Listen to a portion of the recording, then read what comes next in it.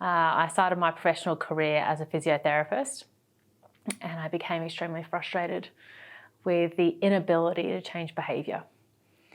So I work with patients all day, every day, and they're coming to me with problems. They are sore here, or they're unstable here, and they want to address these problems.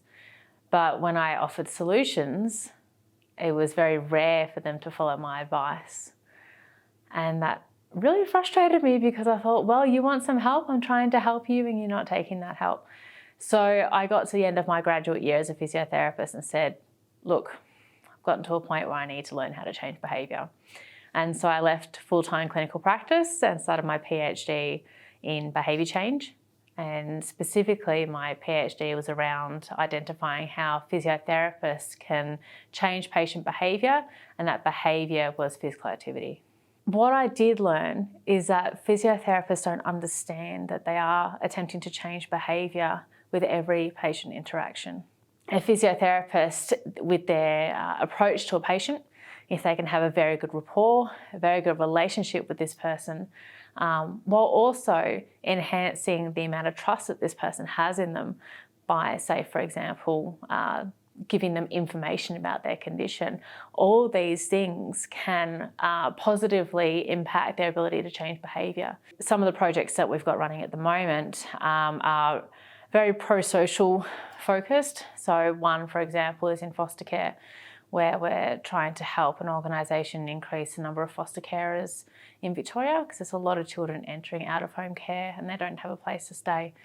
So it's a health and social type of work that really drives me to continue my work here, because the challenges that we're facing are real and the solutions that we are finding are practical, and they can be implemented in the real world to make really important change for the people around us.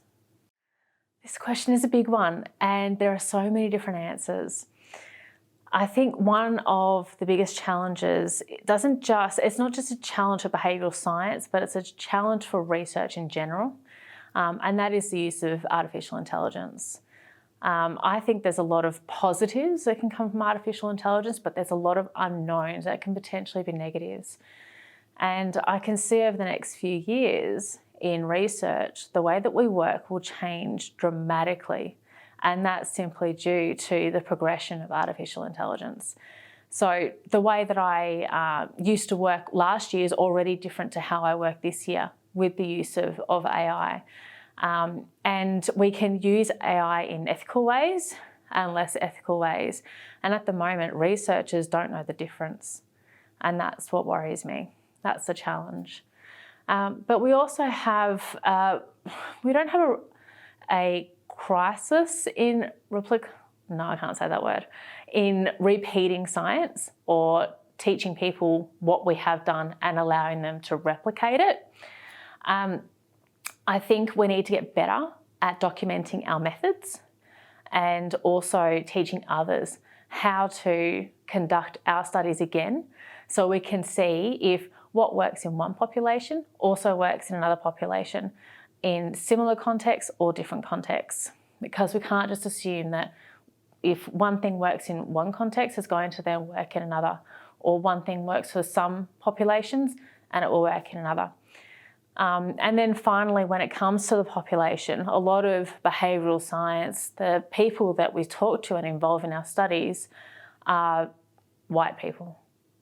We haven't progressed enough to include other cultures, other populations within the study. So the generalisability of our work, or the ability to apply our work to various cultures, is quite limited. And I think we need to do better.